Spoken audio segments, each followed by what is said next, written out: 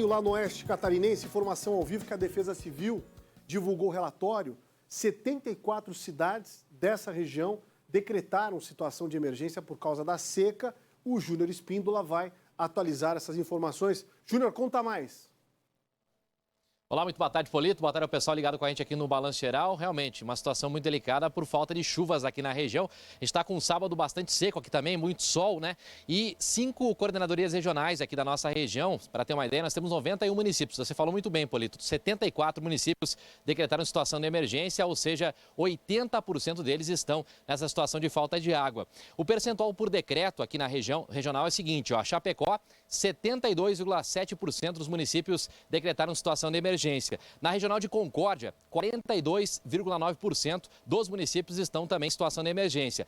A regional de Maravilha, 94,1% dos municípios estão em situação de emergência. A regional de São Miguel do Oeste, lá no extremo oeste, 94,7% dos municípios também decretaram situação de emergência. E a regional de Xanxerê tem 90% dos municípios em situação de emergência, uma situação muito delicada. Um dos municípios que decretou a situação de emergência foi aqui Chapecó, a capital do Oeste Catarinense, que decretou também a situação de emergência ontem pelo prefeito em exercício Itamar Enholeto, né? Aqui os prejuízos chegam de 50 milhões a 60 milhões de reais só na agricultura por falta de chuva. E a gente preparou uma matéria inclusive completa sobre esses dados com o repórter Felipe Kroich, que traz detalhes pra gente aqui de como está a situação de Chapecó. Em todo o estado de Santa Catarina, o volume de chuvas está muito abaixo do esperado para essa época do ano. Dos 150 milímetros de média, algumas cidades não chegaram nem a 20 milímetros. Além disso, muitos municípios ficaram sem nenhuma gota por mais de 24 dias, segundo o último boletim hidrometeorológico divulgado pela Defesa Civil do estado. Por isso, Chapecó também decretou situação de emergência. As perdas na capital do Oeste passam de 50 milhões de reais. 35% de perdas da produção do milho, 36% do milho silagem, soja 25% de perdas, o feijão, que é a primeira safrinha que chama, é 34%.